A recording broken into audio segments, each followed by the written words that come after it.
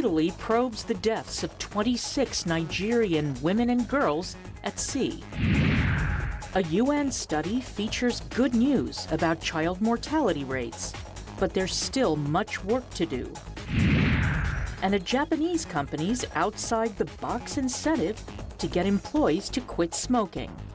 Africa 54 starts right now.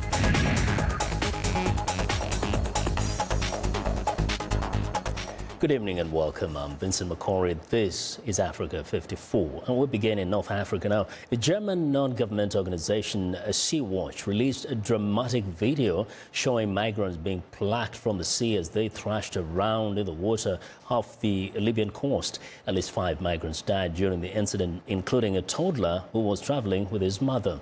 During the rescue operation, some migrants tried jumping off the Libyan patrol boat which had rescued them to reach the Sea-Watch vessel a few meters away. Now, Sea-Watch rescue worker General Guidetti said they had left many bodies in the water in order to rescue the people still alive. Libya is the main departure point for migrants trying to travel by boat to Europe. But numbers crossing to Italy have fallen sharply since July due to a drop in people smuggling and increased activity by Libya's European-backed Coast Guard. Now to East Africa, UN report says a militant faction loyal to Islamic State has increased its following in northern Somalia. That is from a few dozen last year to up to 200 this year. The report comes only days after the group came under U.S. air attack for the first time. The increase in strength of the IS spin-off group has attracted attention because some security officials fear it could offer a safe haven for Islamic State militants fleeing military defeat in Syria and Iraq. Now, Somalia has been riven by civil war and Islamic militancy, though more in the south than in the north, where the Puntland region is located. Friday's airstrikes failed to kill the faction leader Sheikh Abdul Qadir Momin, according to security sources, but Abdul Razak Issa Hussein, director of semi-autonomous Puntland spy service, said the strikes killed about 20 militants, including a Sudanese fighter and 2 Arabs. Now, the United Nations mission in South Sudan is looking at ways of extending its presence in the northeast town of Akobo to make it easier for humanitarian aid to reach displaced civilians, as well as boost security in the region. About 71,000 displaced people are currently living in Akobo and the surrounding area after fleeing fighting between the Sudan People's Liberation Army and opposition forces in the northeast. The humanitarian needs of people in Akobo are numerous, and security in the region and poor road conditions mean that aid agencies face logistic challenges and find it too expensive to support programs there. The UN mission in South Sudan once operated a base in Akobo, but it was closed down following an attack in December 2013 in which 2 Indian peacekeepers and 30 civilians were killed.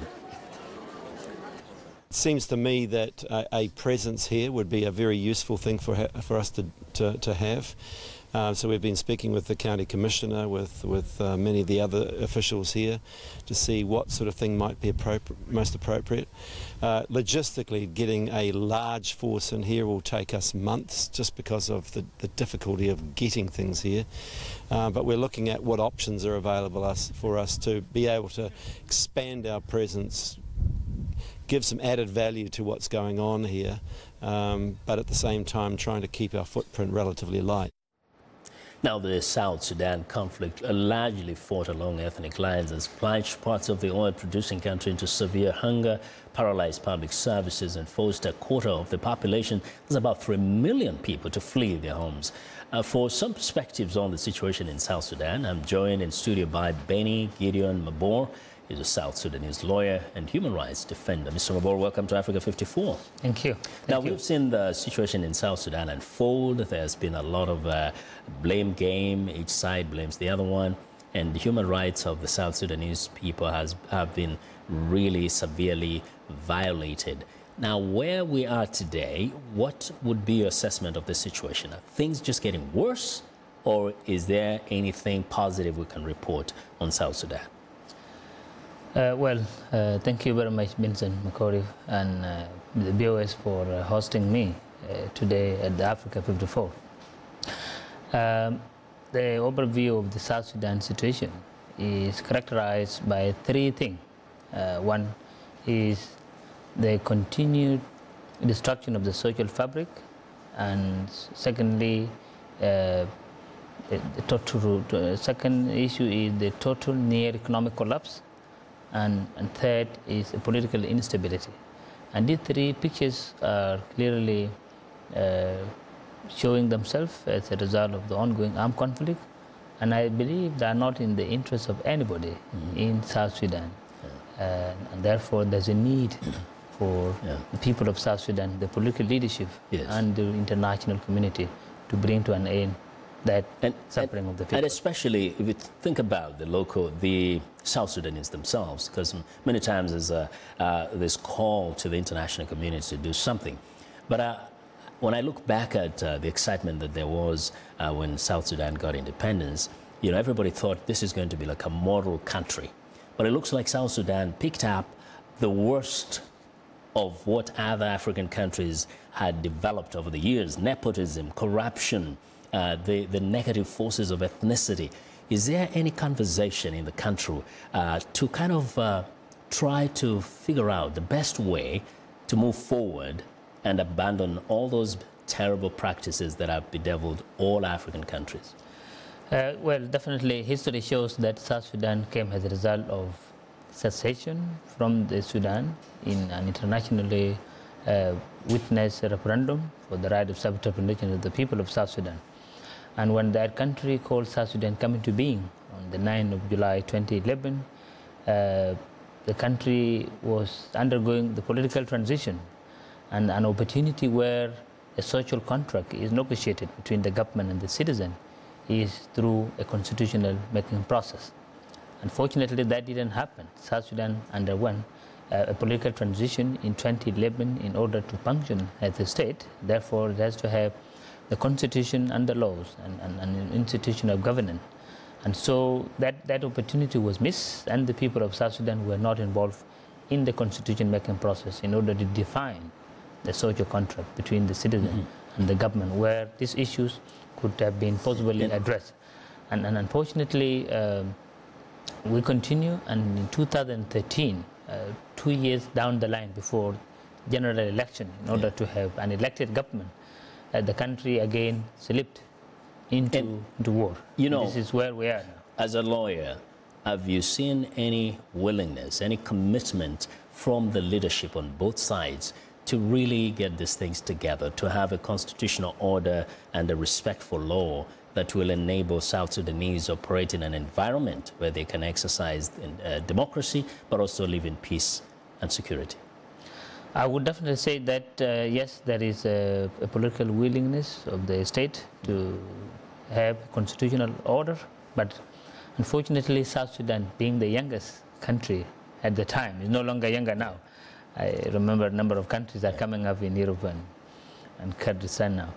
But South Sudan has immediately become the testing ground for geopolitical competition by the frontline states. And up to now, the situation that is going on in the country occurred as a result of South Sudanese being held hostage by the region because of the vested socio-economic and political interests of the leaders in the region. So there is willingness, but the issue of power struggle, the issue of internal wrangling over politics and power has actually blindfolded a number of our political leaders. And we'll continue with this conversation. Definitely the issue of ethnicity, power, hunger, and corruption is a big thing in South Sudan as it is in other places. Thank you very much for joining us today, Mr. Mabor. We'll continue with this kind of a conversation another time when we have the opportunity. Thank you. Thank you very much. Well, Mr. Beni Gideon Mabor is a South Sudanese lawyer and a human rights defender. Back to West Africa, the U.S. military says a formal investigation into last month's deadly ambush in Niger is not expected to be completed until January. The Pentagon released a statement saying a military investigation team will travel to the U.S., Africa, and Europe to collect information needed to determine what happened during the October 4th attack. The Pentagon and Nigerian defense officials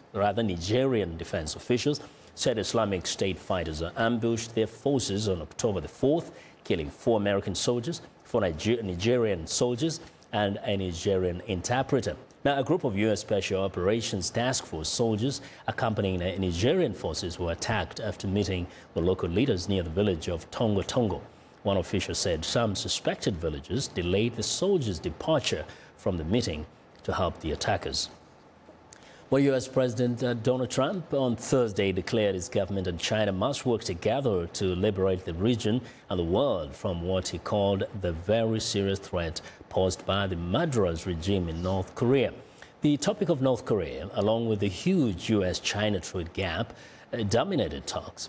VOA White House Bureau Chief Steve Herman, traveling with the president in Beijing, reports. Alongside Chinese President Xi Jinping, Trump declared that Washington and Beijing agreed not to repeat the mistakes of the past in dealing with Pyongyang, which over the years has managed to rapidly advance its nuclear weapons and ballistic missile programs. The entire civilized world must unite to confront the North Korean menace. And the entire world is watching us right now. In his scripted remarks, Xi was more muted. On the Korean Peninsula nuclear issue, we reiterated the firm commitment to achieving denuclearization of the peninsula and upholding the international nonproliferation regime. The two sides will continue to fully and strictly implement UN Security Council resolutions. At the same time, the two sides commit to working towards a solution through dialogue and negotiation. Trump earlier said excellent progress, including on North Korea, was made in his talks with the Chinese leader. And I do believe there's a solution to that, as you do. At a formal welcome outside the Great Hall of the People, the two leaders walked side by side on a red carpet. A military band played the national anthems of the two countries, and ceremonial cannon fire from Tiananmen Square saluted Trump. An exuberant crowd of school children waved American and Chinese flags. The talks between Trump and Xi also dealt with trade, a touchy subject since the U.S. president has long complained about the trade imbalance between China and the United States. Trump said the U.S. trade deficit with China is shockingly hundreds of billions of dollars annually, and that past administrations allowed it to get so far out of kilter. But I don't blame China.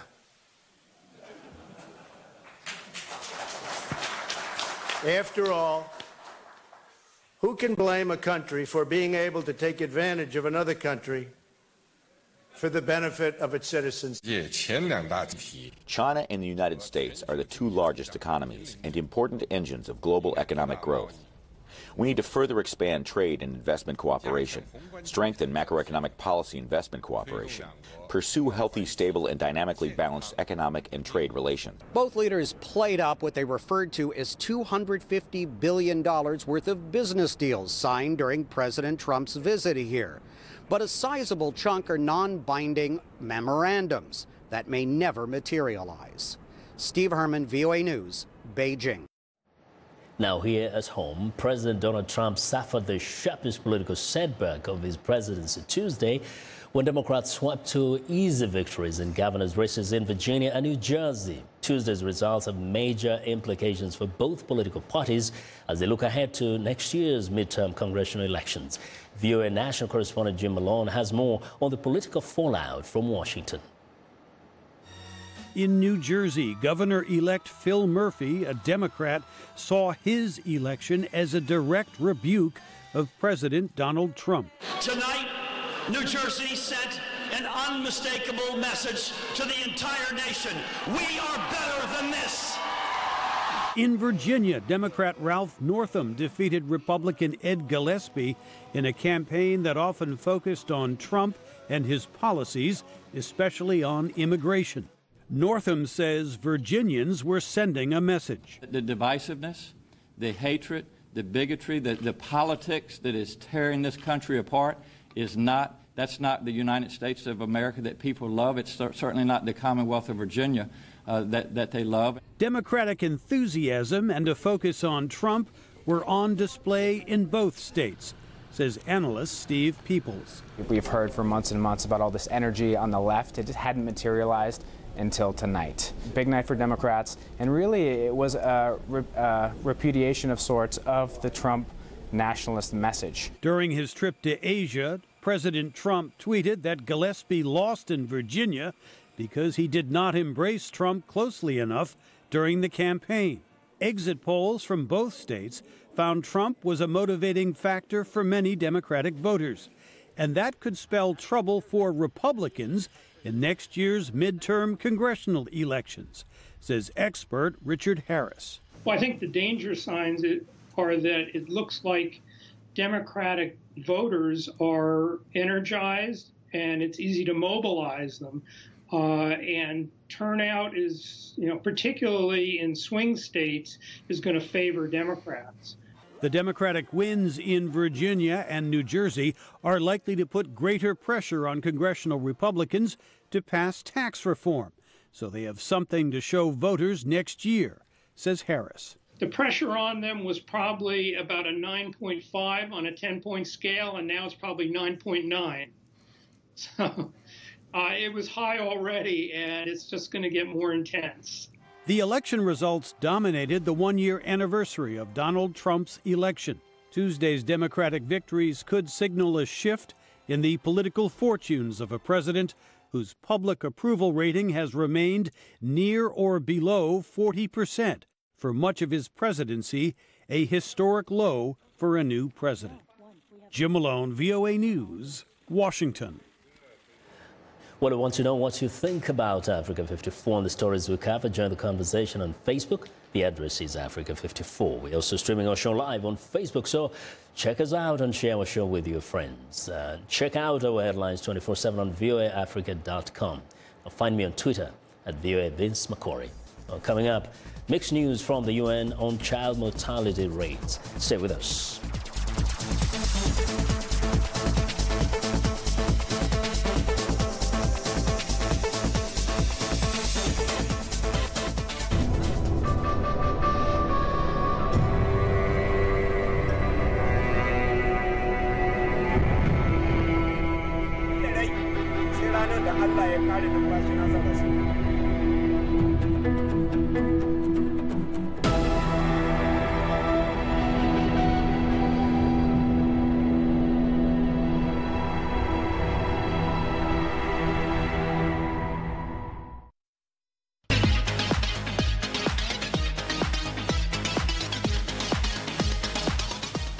Well, joining us now on is Africa 54 health correspondent Lino Madu. What do you have for us today, Lino?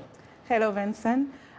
In the first global study of the bacterial infection group B streptococcus, or GBS, researchers found that nearly 1 in 5 pregnant women worldwide is infected with the disease, which kills around 150,000 unborn children and infants a year.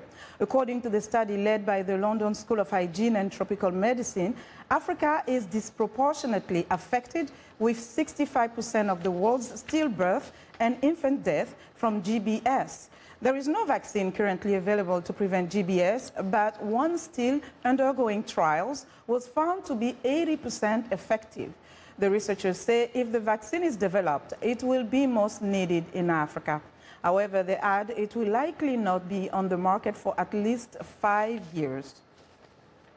Now, the World Health Organization launched a new guidelines this week on the use of medically important antimicrobials in food-producing animals. Take a listen. Medical experts say overuse and misuse of antibiotics in animals and humans is contributing to the rising threat of antibiotic resistance. The director of the Department of Food Safety with the World Health Organization explains. The resistance bacteria that emerge in animals can jump to humans through food, through direct contacts with animals, and through environment. Miyagishima says in some countries, approximately 80% of the total consumption of medically important antibiotics is in the animal sector, largely for growth promotion in healthy animals. And the majority of these antibiotics are the same as or belong to the same classes of antibiotic used in humans. some types of bacteria that cause serious infections in humans have already developed resistance to most or all of the available treatments. And there are very few promising options in the research pipeline, to which the WHO recommends the following. First, stop using antimicrobial as growth promotion. Stop unnecessary use, for example, for prevention, certain types of prevention, and also use antimicrobials only for treatment and control of established infections in animals. The new WHO recommendations are comprehensive and aim to help preserve the effectiveness of antibiotics that are important for human medicine by reducing their unnecessary use in animals, and there is some good news. The good news is that these guidelines have been implemented now in many countries in Europe, for example, and we are seeing significant impact on the reduction of resistant bacteria in the human population. Since 2006, the European Union has banned the use of antibiotics for growth promotion.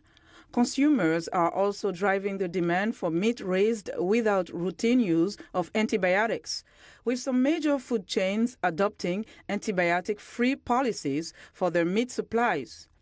Alternative options to using antibiotics for disease prevention in animals include improving hygiene, better use of vaccination, and changes in animal housing and husbandry practices. Now, over the past 25 years, the world has made remarkable progress in saving young children's lives. For the first time ever, child deaths have fallen below the 6 million mark globally, but most of these deaths could be prevented, according to the latest report from the UN. VOA's Carol Pearson has more. In 1990, 35,000 young children died every day.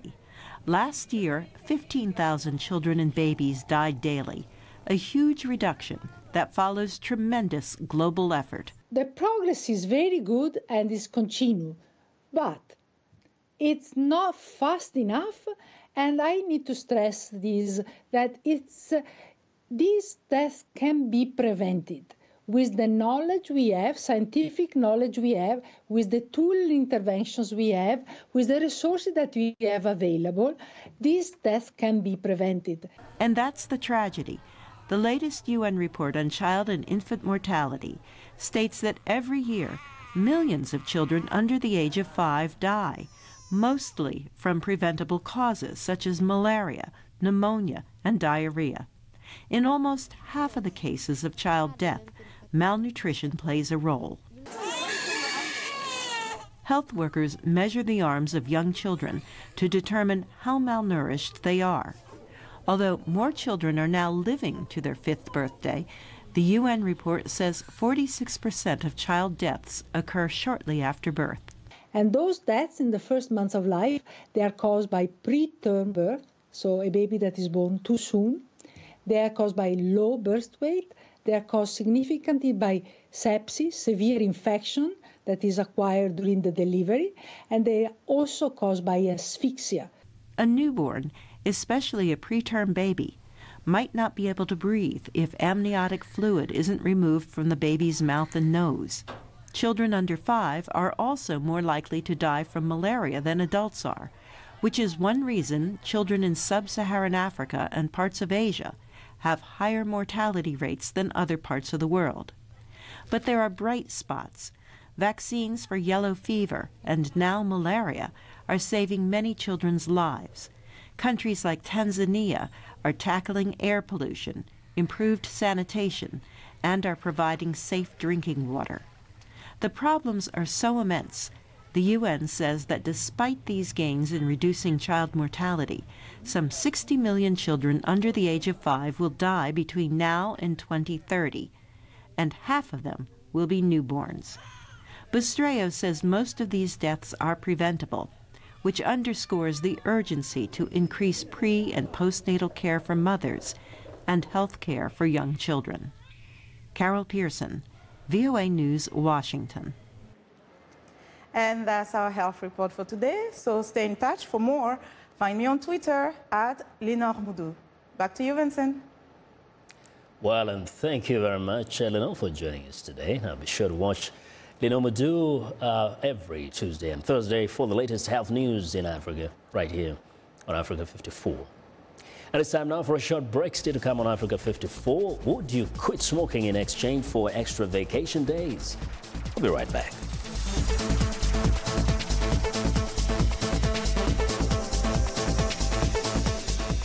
Wherever you are, Voice of America is on air, reaching more than 130 million weekly, worldwide, in more than 40 languages. Online, social media, and breaking news from around the world. On the go, dozens of new features on popular platforms with new apps and trending topics. Voice of America, on air, online, on the go.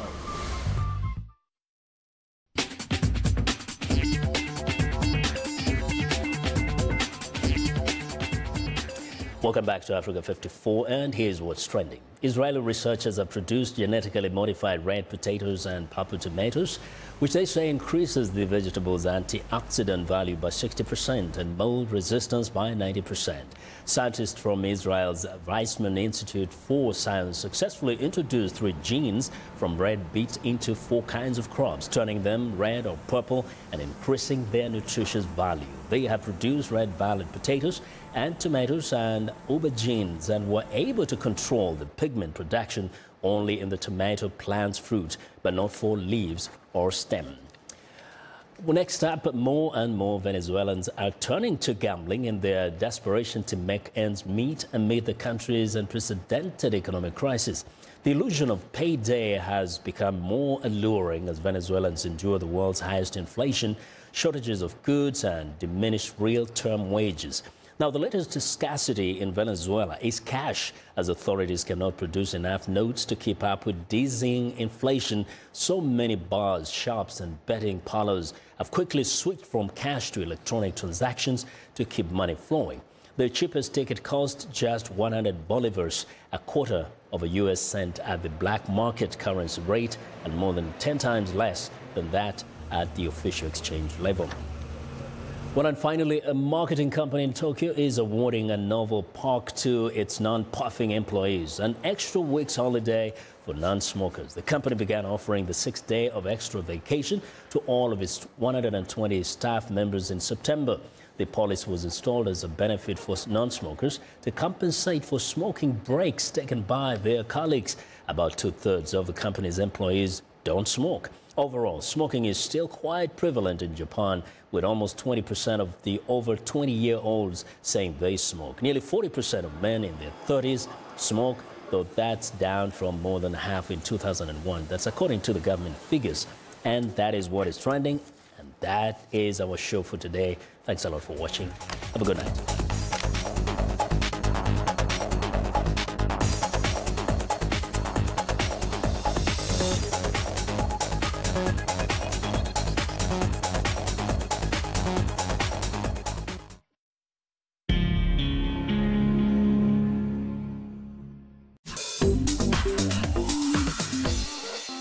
Welcome to English in a Minute.